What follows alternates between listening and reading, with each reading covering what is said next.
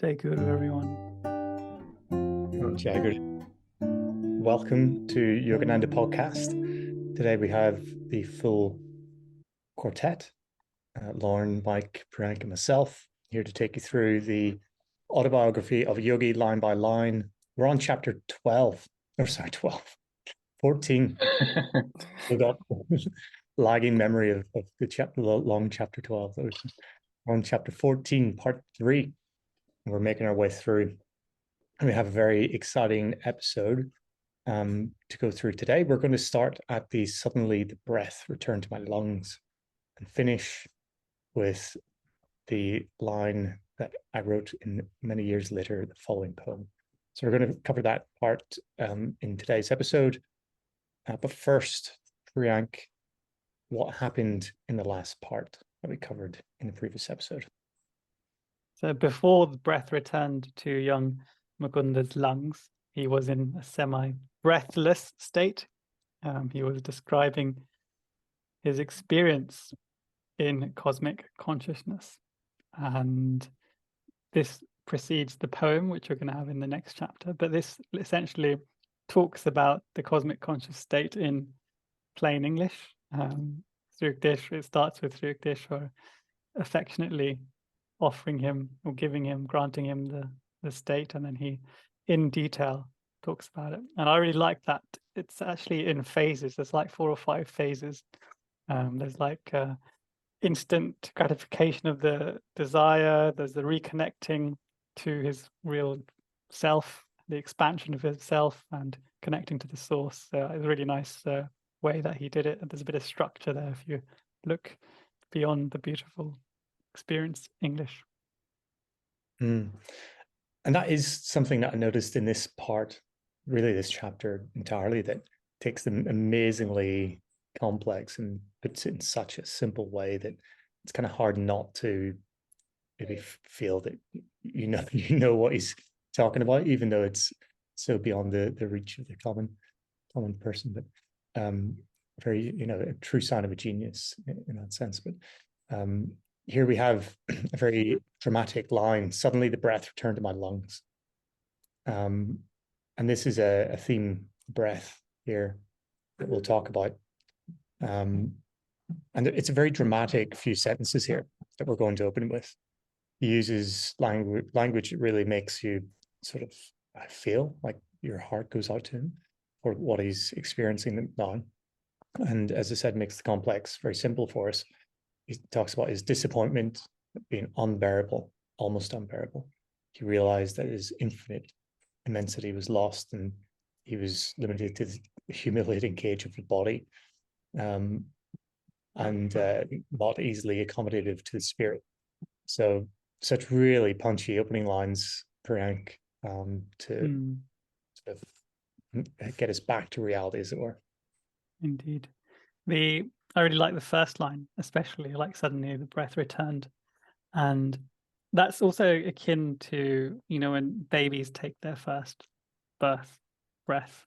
It's like, they take, they come out of the womb, and then that's when they start crying. And similarly, when you pass, when your body and your soul leaves, it's like an exhalation and the soul's gone. It's the last. So this is he's come back into life, into the real world with this inhalation, which is quite cool. And I really love in the lines that you just read out, Chris, there's some really poignant words, and it's like really drastic. You feel how drastic this impact is on him.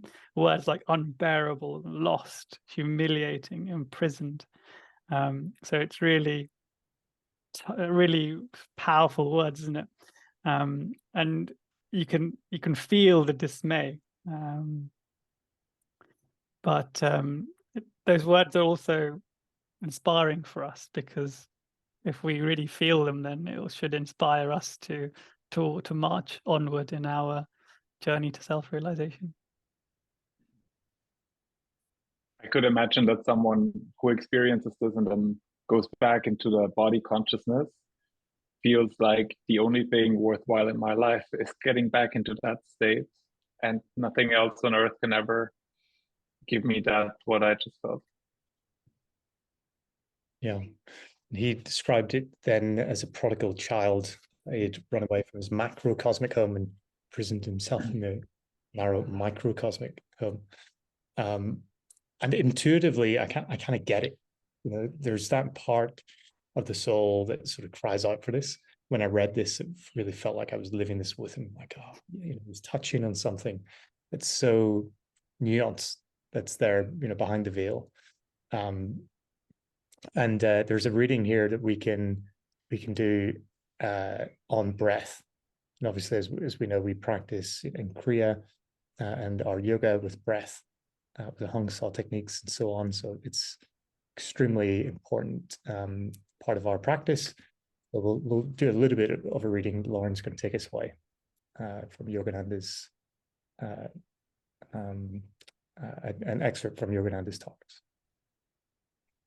The influx of innumerable cosmic currents into man by the way of the breath induces restlessness in his mind, Paramahansa Yogananda wrote. Thus, the breath links him with the fleeting phenomenal worlds. To escape from the sorrows of transitoriness and to enter the blissful realm of reality, the yogi learns to quiet the breath by scientific meditation. And so there is Sri Yukteswar standing motionless in front of him. And we're going to look at a bit of a balanced living aspect that Mukunda is having to now face. And before I continue, Priyank, do you want to jump in? Yeah, the motionless and the stance or the reaction of Yukteswar. Don't know, did anyone else get the feeling that it was like quite a mute reaction? There wasn't much of a reaction from Sri Yukteswar in that Mukunda's, you know, chief disciple has just experienced the, you know, whole purpose of creation. Why do you laugh, Mike? What did you expect? But he said, "You're welcome." Like... Well, I expect the reason that I'm contrasting it to, because obviously it's a very special moment, but he obviously then, the next section is a very practical section where he essentially gets him to return to normal duties of life. But if you remember, in the previous couple of pages, when Mukunda comes to the ashram, and you know he's expecting Sri Yukteswar to scold him, and then he gives this lovely talk about, you know, having no expectations and all that good stuff. And then Mukunda says, you know, one hears of divine love, and he says you must have been put to great inconvenience, etc. And then they looked into each other's eyes where tears were shining. So that there is like, that was not as an important, well, I wouldn't define it as an important, because the forgiveness and divine love is one thing, but this is cosmic consciousness. Whereas he had this really emotive reaction in the previous, but here Mukunda doesn't really describe any such state from through this, but we obviously don't know. Yeah, could you imagine if he was sort of, you know, hands up like, oh wow, you know, oh, made it, you know, five, go, yeah. Like, yeah, exactly. He'd sort of try to match some sort of energy, but in doing so got too excited, and it might have then taken away from Guruji's moment, you know, just that restlessness. If he was, this is the opposite, motionless, right? Opposite to restlessness. Maybe he would have, you know, blown Guruji's sort of moment away and disturbed it, Lauren. I mean, this is just conjecture, but I feel like the way I imagine it is when like a guru bestows such a big cosmic experience, there's so much energy, right, flowing from one to the other that emotion would have to cease, wouldn't it? It kind of seems very much like oh yeah, of course he's standing still. Like, what else would Sri Yukteswar need to do? You know, because it's just kind of all kind of flowing from him. That's what I imagined. But who knows, Anchor. really? He's anchor. I think that makes sense, because maybe the samadhi is more like an inner experience, and now that you're back in this body, you don't feel like moving that body around, you feel like you're not the body. So maybe that's why Mm. being still is like the reaction. Well, Guruji was very animated. He prostrated himself at Sri Yukteswar's holy feet in gratitude for the experience being bestowed on him of cosmic consciousness that he, as he reported here, had long passionately sought. And I suppose what you do in that moment, but this, you would be in a state of gratitude for sure for having this lifelong dream realized. And it's a state of, as Yogananda says, he's passionately sought, but he'd really been devoted and had faith this entire time that he would get there, and he had this promise given to him by his guru Sri Yukteswar that he would be the one to bestow this experience upon him. And there's a part that we can read on devotion and the way to God that I found online, excerpts from talks really that we can read through just to try to see really what Yogananda is going through right now. And it starts with the paradox that the simplest way to know God is the way of love. And Lauren can kick us off with the readings. There is a way of knowledge, jnana yoga, by which he can be known, the path of analytical discrimination, eliminating all that is not God, neti, not this, not that. Another way is to purify oneself by performing nothing but good actions and renouncing the fruits thereof, karma yoga. And then there is the path of devotion, bhakti yoga, continuously thinking of God until one sees him in everything. He is so evident if we look for him with the eyes of devotion. We must make him know that we are wanting him, that he cannot continue to elude us.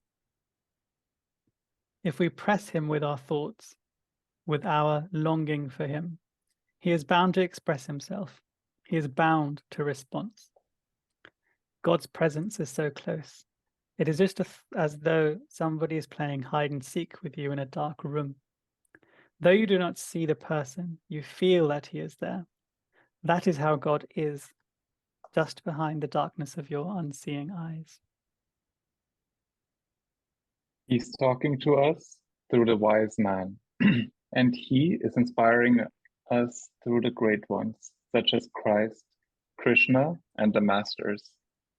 He is, but where is he? That is what devotion answers.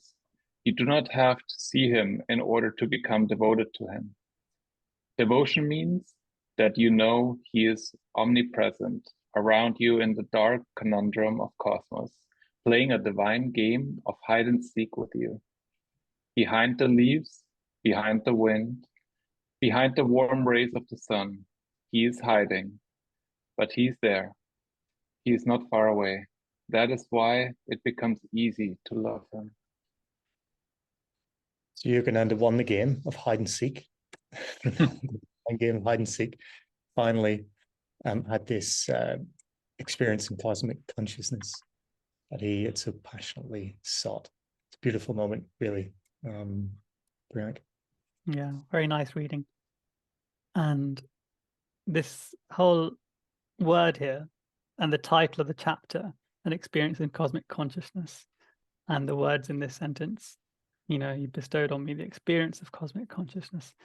As a technical person, I always wanted to know the distinction between whether this was, which type of samadhi this was, whether it was the highest nirvikalpa samadhi state or the lesser one, which is the savikalpa samadhi state.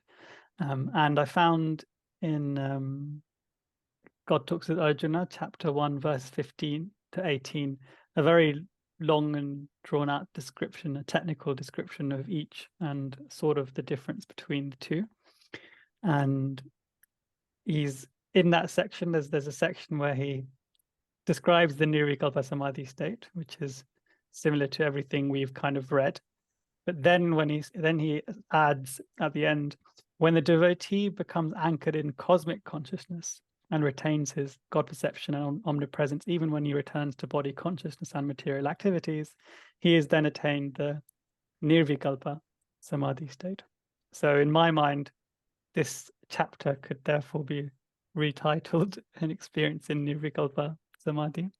But Mike may have an altering point of view or a query on that, I believe. Yeah, for me, I found the fact that he came out of it. For me, nirvikalpa samadhi feels like it's like you are always in this state and it never ends. And I don't think this is the case here. So that's why my impression was that this was savikalpa samadhi because it's temporary. Yeah. I also thought that too, Mike. Yeah, and especially when I read it, the first time and consequent times, I think, it seems like that. But then I've just seen in a couple of lines' time, it says, the soul must stretch over the cosmogonic abysses while the body performs its daily duties, which suggests nirvikalpa samadhi to me. Because it feels like Guruji's saying, he still must retain that expansion of the soul in its cosmic state whilst in the body brushing the floor or whatever he's doing. So that's just my take. I'm not a spokesperson on it, but that's kind of what stood out to me. Yes, and both good points. Very well picked up on, Lauren, there. But that about the kind of confirmation in that section. I actually was going to make that point as well later, so you're ahead of time. But Mike, going back to your position, if we kind of like skim through the rest of the autobiography, where then would he have gone through the nirvikalpa state, or does he not tell us? Yeah, I don't think. In my theory was that he didn't specifically say that. There is something to say that at some point he got the title way later, right? He gets the title Paramahansa. Paramahansa, yes. Which I don't know if that's the moment or that the title was given to him because he achieved nirvikalpa samadhi. And also there's reports that in his later life, he was in samadhi very often. So people weren't comfortable if he would drive a car by himself or because they always had someone with him because he might just go into samadhi. So, but I don't know. I'm not an expert on this. That was just my impression. If only we were, Mike. Yeah. Yeah.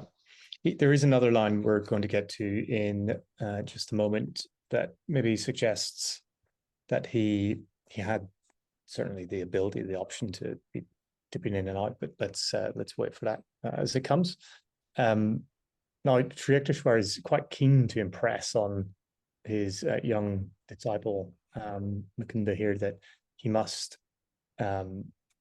still remain in the world, let's say, and he mustn't get carried away. So he holds him upright and says to him quietly that he mustn't get overdrunk with ecstasy.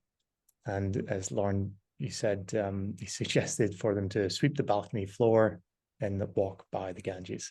And there was something so grounding when I read that myself, that it's so humble that you, no matter what level of duty you have in the world, that you just, you get on and do it. And that the inner state is what really matters. It was such a nice reading, Priyank. It was. This preceding that, he said, he held me upright and said quietly, do you kind of, when you see someone like reacting to someone drunk and you like grab them by the shoulder and say, listen to what I'm saying. I kind of got this kind of impression where like Mukunda's like you know, his eyes were like rolled upwards and he's fully enjoying the moment. And Shukdesh was like, you need to snap out of this. We need to sweep the Yeah. floor. Go sober up. Yeah. It read like a movie to me. I don't know about you guys. I thought, wow, you know, what a movie this would make. Like, it's so dramatic and touching, you know.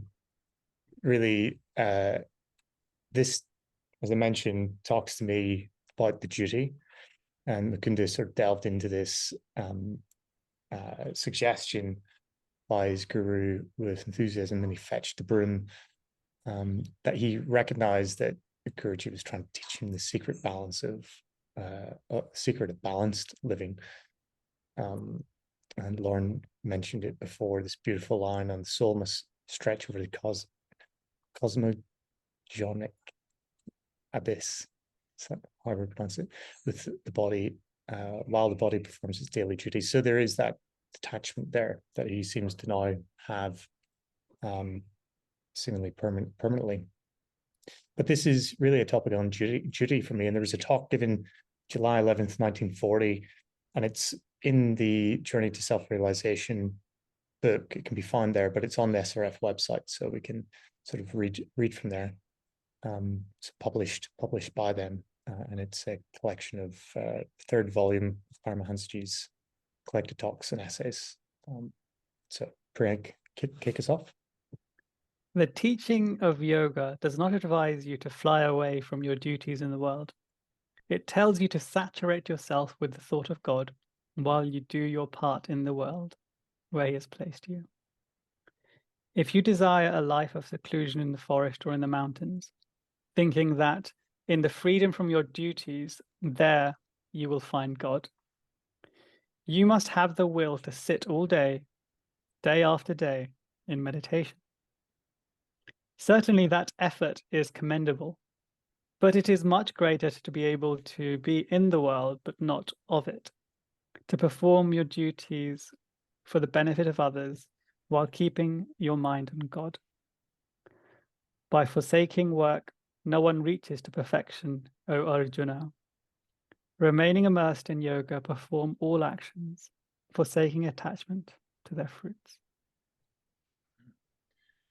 You must think of greater and lesser duties in proper perspective, and don't let one duty contradict another. In the Sanskrit scriptures, there's a divine law, one of the most beautiful laws ever given to the world. If one duty contradicts another duty, it is not a true duty. If you seek financial success at the cost of health, you are not fulfilling your duty to the body. If you're so crazy about religion that you neglect your material responsibilities, you are not balanced. You have allowed one duty to contradict your obligations to your body and family. If you lose sight of your duty towards God because you give all your attention to fussing about your family, that is not duty. Without the consciousness that God is with you, your material duties usually turn into methods of torture. But if you have God with you all the time and do your duties with the consciousness of God, you can be the happiest person.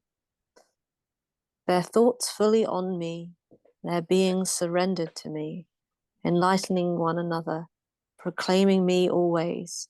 My devotees are contented and joyful. If I had not had the training of my guru, Swami Sri Yukteswar, which gave me that divine consciousness, I would have lost heart long ago, trying to help people and to build this work, and sometimes getting slaps instead of cooperation.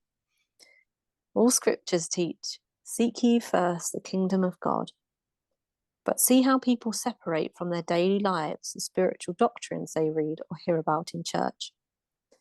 When you practice and apply principles of truth, you will realize the practicality of all spiritual, mental, and physical laws. There you go.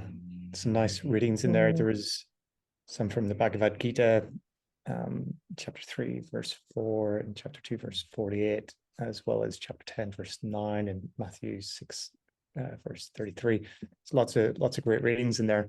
But really, it's Sri Yukteswar saying to him, much work yet remains for you in the world. What work is he talking about? Obviously, thankfully, we know. Saving Spoiler soul. alert. Exactly. Close your ears if you don't want to hear. So, this is a really pivotal moment where he's getting such wisdom extolled to him from his guru. We're the benefactors really of that moment. So really great to get that insight. I feel like I was there. It's really, really nice reading. And we have a follow-up moment of what I'm calling the essence of sheer light that Guruji describes for us. So they did go out later for the stroll. He was still entranced, Guruji, in an unspeakable rapture. And he saw the bodies as two astral pictures. So he was still in this state. And they were moving over the road by the river, whose essence was sheer light, which is a really beautiful picture, isn't it? So he's still in this mode. He hasn't fully sort of shaken that off at all, Priyank. And it's similar to when you have a really deep meditation and then you have to just carry on about your day, but you're still in that state. So like you kind of reluctantly like snap yourself out of it because you've got to like cross the street and stuff like that if you're at the center or you're going to work. Yeah, I can imagine this would be like a million times greater, this feeling that Mukunda is feeling. Yeah, actually, it's fun that you mentioned that sort of relatable moments. I can't claim to have this experience, but something that I can relate to then was after the Kriya initiation. I was standing there like in another planet, and people were coming up to talk to me, and I was just barely able talking. It's just like, well, yeah, just probably came across rude, almost just completely phased out, which was a really probably a drop what this was. So it is the spirit of God, Guruji says, that actively sustains every form and force in the universe. It is transcendental and aloof in the blissful created void beyond the worlds of vibratory phenomena. And that is such a line to put in there. That's his realization. Really, he's able to live in that moment. And there's a footnote here, and there are 5 readings from the Bible that Guruji gives us. And it really is Guruji breaking down what the words, these readings refer to, the threefold nature of God. So we'll look at these and see if we can sort of parse this out ourselves. The first one is from John 5:22. For the Father judgeth no man, but hath committed all judgment unto the Son. Lauren, you can continue. And the second one is from John 1:18. No man hath seen God at any time. The only begotten Son, which is in the bosom of the Father, he hath declared him. God created all things by Jesus Christ, from Ephesians 3:9. And the last one is John 14:12. It's actually not the last one. He that believeth on me, the works that I do, shall he do also. And greater works than these shall he do, because I go unto my Father. The Comforter, which is the Holy Ghost, whom the Father will send in my name, he shall teach you all things, and bring all things to your remembrance, whatsoever I have said to you. In John 14, that's mine and Mike's reading, from 12 to 26. Nice. And so this Guruji says is these biblical words refer to the threefold nature of God as Father, Son, and Holy Ghost, Sat, Tat, in the Hindu scriptures. So firstly, God the Father is the absolute unmanifested, existing beyond vibratory creation. And then God the Son is the Christ consciousness, Brahma or Katashta Chatyana. Then finally, the Word or the Holy Ghostness really is the outward manifestation of the omnipresent Christ consciousness, its witness in Revelation 3:14. So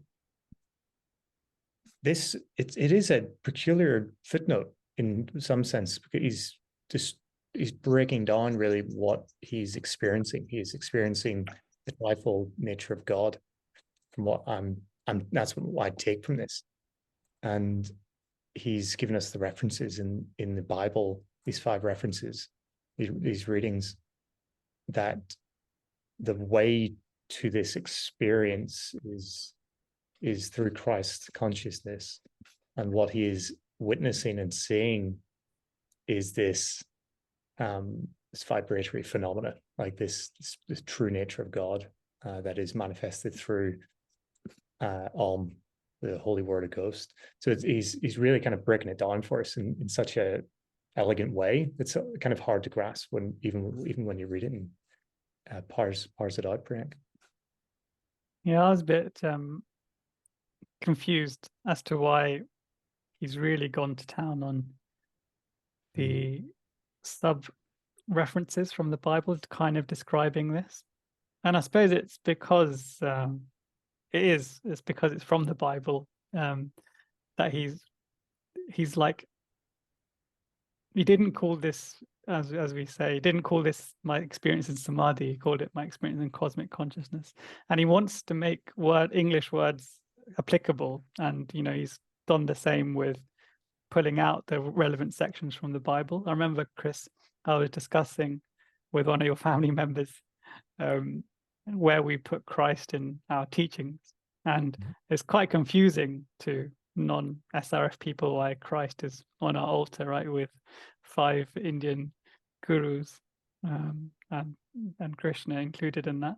But here it's kind of explaining why he's there, and why why our gurus are there parallel to him, because they've experienced exactly what Christ experienced, and they became exactly what Christ became, from Jesus to Christ.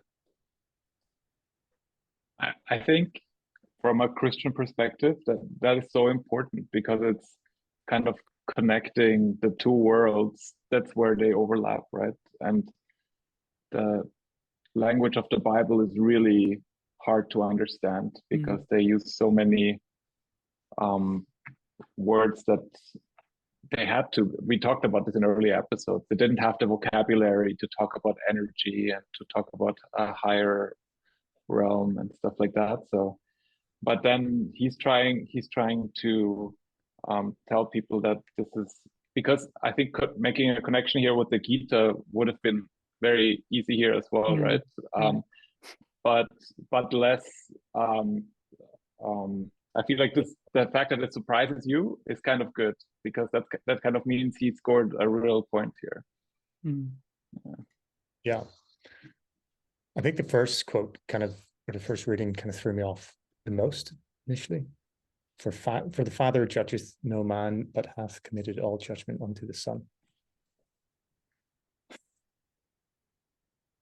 So we've got to read the second coming of Christ for the full relevance, I suppose, to that.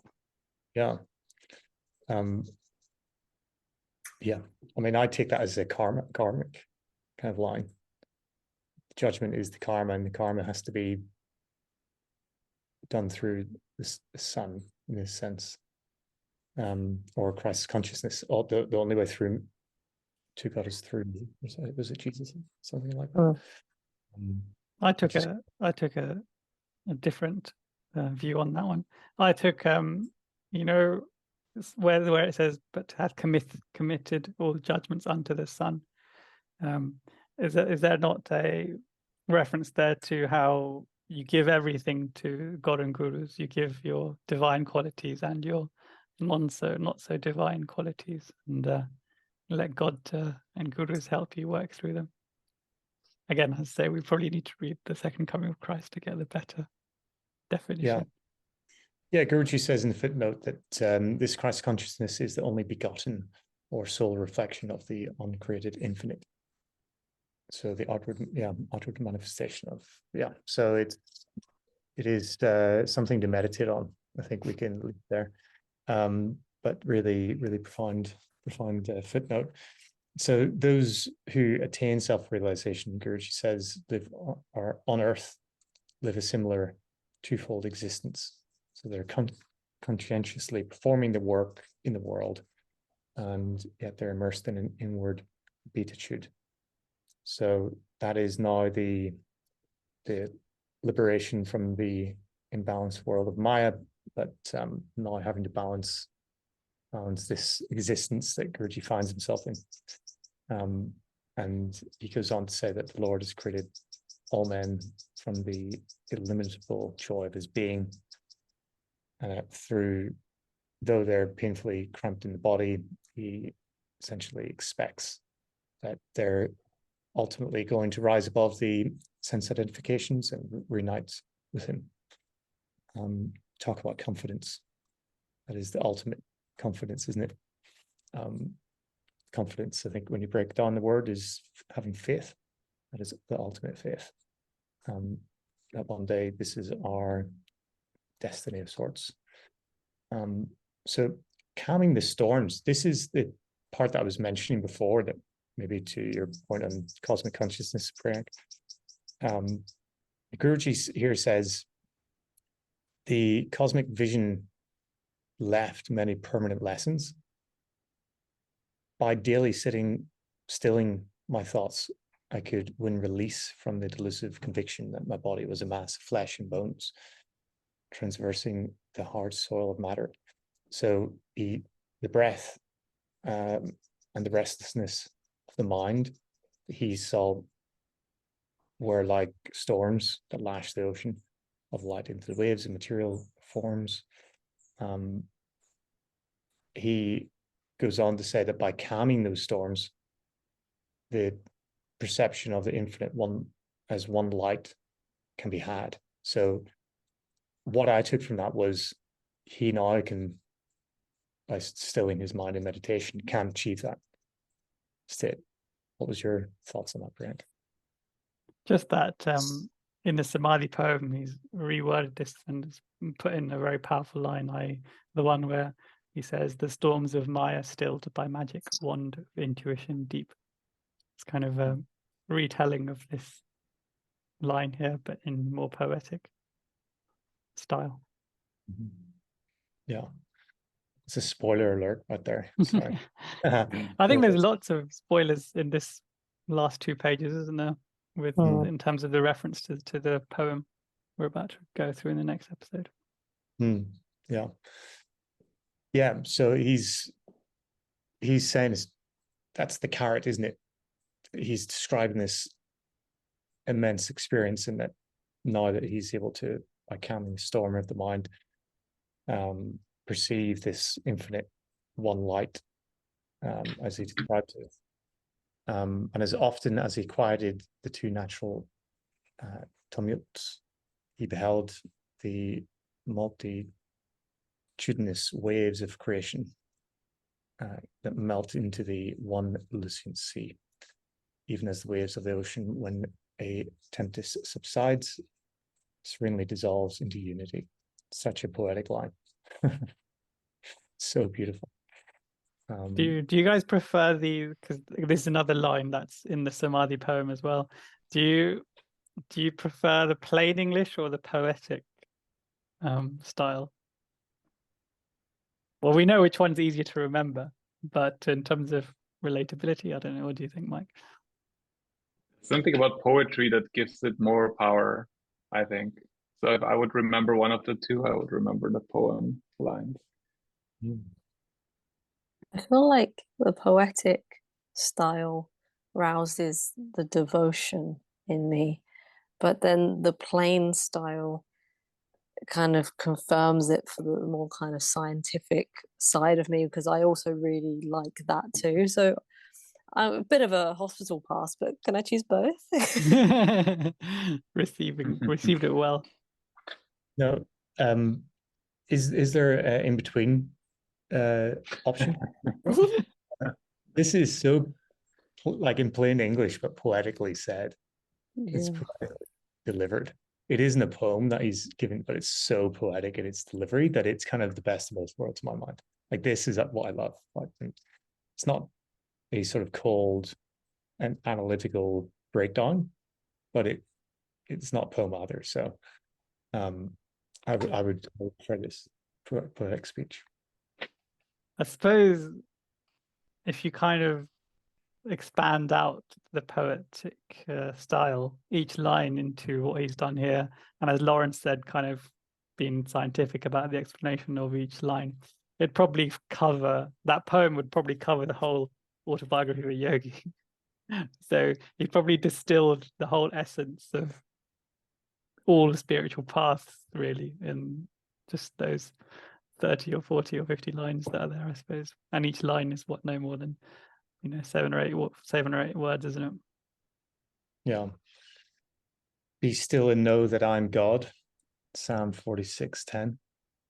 Can you say it in so many more simple words than that? Quite difficult. And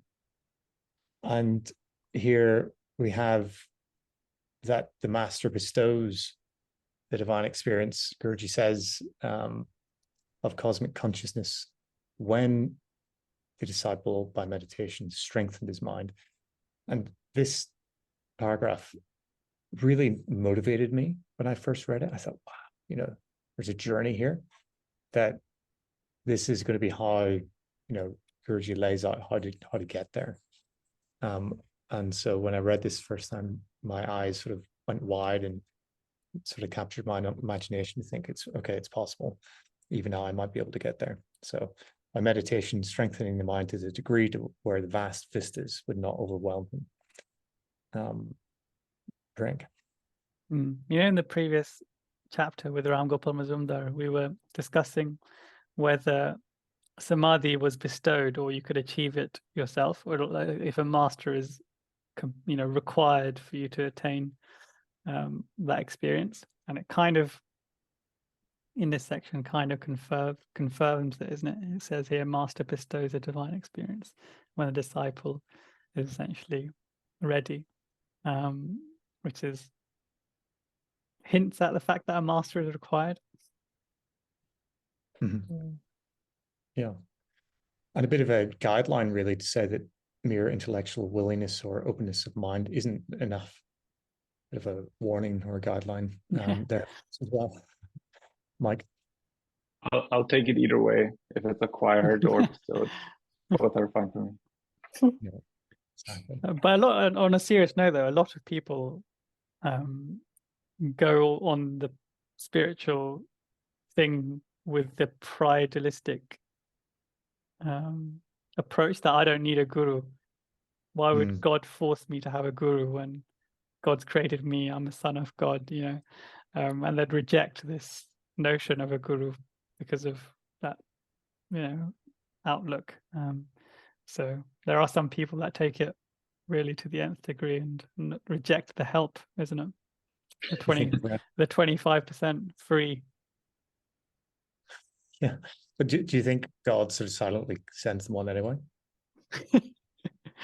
Well, you have to face God and gurus as well, right? It's not just down to God. You have to also do your bit, which is acknowledge the presence of the mask, acknowledge the grace, and live in his, blessings. Take his blessing, receive his blessings. Because what if he's blessing and you reject his blessings? Then you're not gonna benefit, are you, from the 25%? Make it up yourself. Make it up. I don't need someone to take 25%. But that's how it sounds like. It sounds like something the ego would say. And if you can get there faster, why not use that shortcut? I don't understand the argument. Like, oh yeah, I can do it, but way slower than you. Like, okay, good job. You're being too much of an engineer, Mike. You got to think like a regular human. And only the adequate enlargement of consciousness by yoga practice and devotional bhakti can prepare one to absorb the liberating shock of the omnipresent. So he's saying two things to enlarge the consciousness. One is the devotional side, again, to go back to how important that is, stress there, and the yoga practice. So encompassing the meditation and the energization exercises and the Kriya practice that we do. Greg. Yeah, and it's the line. This last section is quite telling here, where it says, "Only then can you be prepared for this shock of omnipresence." And Ram Gopal Mazumdar, when Mukunda asked him to grant him the samadhi state, he said, "Your body is not yet tuned," didn't he? And he said that and he compared the small lamp bulb would be shattered by the excessive electricity, because essentially he's not ready and he'd burn as if every cell was on fire. So like it must really be important to prepare, energetically, the mind, the body, and obviously devotion helps here, as he's saying, in doing that. Otherwise, even though Guru may want to grant you're actually not ready. Mm-hmm. Yeah, Mike. That last line reminded me of something that Brother Nandamoy kept repeating, something that Guruji had said. It's like, the way to God is Kriya Yoga plus devotion. It works like mathematics. Right? Mm-hmm. Yeah, exactly. Yeah, I read that when I was doing some research on this. So Guruji does lay it out here for us in plain English. No poetry needed, just two things. Yoga practice and devotional bhakti to prepare us for this absorbing of the shock of omnipresence.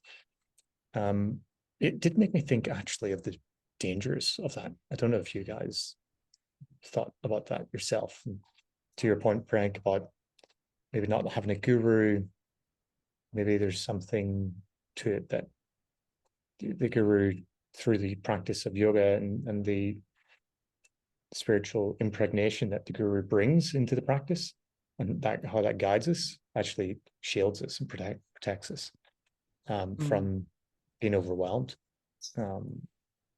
It's definitely there, even without a guru guiding us physically, and in an ashram setting, which is the traditional way that Kriya would be granted, and the further Kriyas. For example, when after you take, or when you sign up for the lessons, you have a pledge.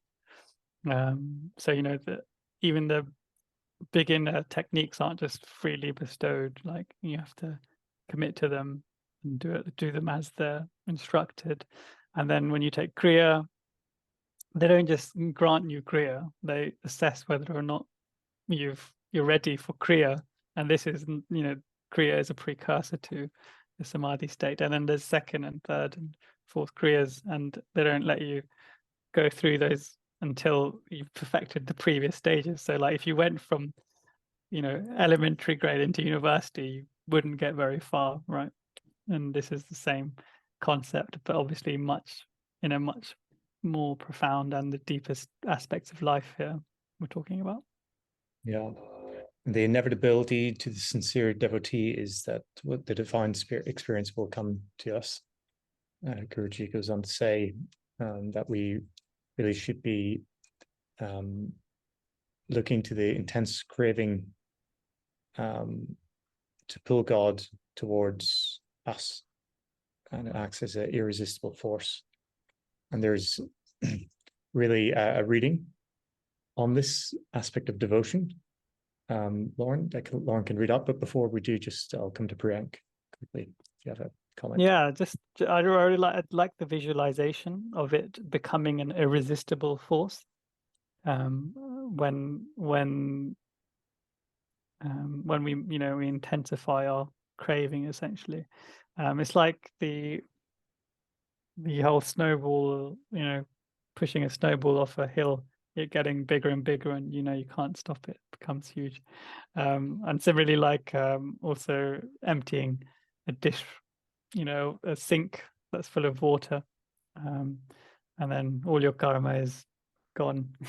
clean, empty soul remains. I got these kind of visualizations when reading this line. Nice. There you go.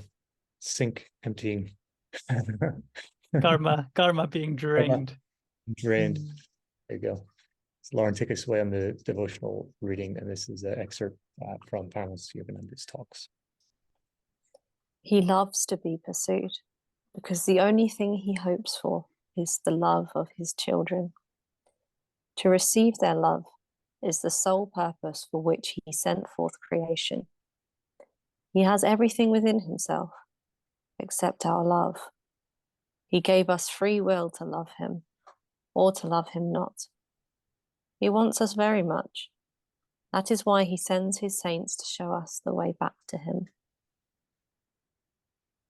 So the Lord, as the cosmic vision, is drawn by this magnetic ardor into the seeker's range of consciousness, Yogananda says. So that is how we go about doing it, Pranav.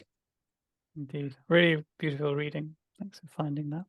But going back to this irresistible force, as you read it, another visualization came to my mind.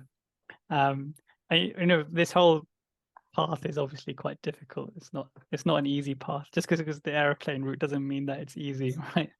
In fact, it's probably harder than other paths.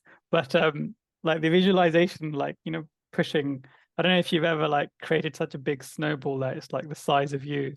So it takes multiple people to push it along. And I remember once when we were on a hill, and we thought, okay, we have to, if we just get it to the top of this hill, then it's just plain that it will be, then you can just let it fly down the hill. So like the spiritual path in this visualization is the same thing. Like you're pushing it, trying really hard to push it up until you get to the precipice, and then there's an irresistible force, because just one little push with the tiniest force will take it all the way down to the bottom of the hill with just gravity and the downhill slope. So I just want to put it out there, we need to get to that precipice, but as soon as we do, everything will become easier. Irresistible force. Love that. Nice. And to finish off the reading for today, we're going to leave it on a bit of a cliffhanger. Okay. For the next episode, Guruji says that he wrote it many years later, a poem we're going to go into detail on in the next episode, called Samadhi. You might have heard of it. And endeavors to convey a glimpse into the glory that Guruji witnessed and experienced through his guru's blessing. So, Lauren, do you want to give us the teaser for what's happening in the next episode? Well, you summed it up quite well there, Chris, I have to say. I'm not sure if I have much more to add, but very eloquently put. Well done. But yeah, so we're going to be looking at Master's Samadhi poem, which I would argue is probably, is the best poem in existence, because it really gives us such a divine insight that I'm not sure I've ever come across before. So we're going to be delving into that and speaking about the different sections in there that speak to us the most, and shining more light on this very divine poem. So I'm really looking forward to that. Yeah. Shining more light for ourselves, I suppose. Yes, not for because we were discussing whether or not to do this section, because it's such a poem so dear to everyone's heart. But hopefully we can do it some justice, add some texture to it, because I'm sure you've you've probably discussed this poems with other devotees, and this is essentially what we're going to do. Yeah. I'm looking forward to seeing you read or cite this out loud with eyes closed, Frank, in the next episode. But that's it for today, folks. Unless there's any more for any more. No, all good. So thanks everybody for joining us on this episode, and see you all next time. Ciao, Guru. Jai Guru.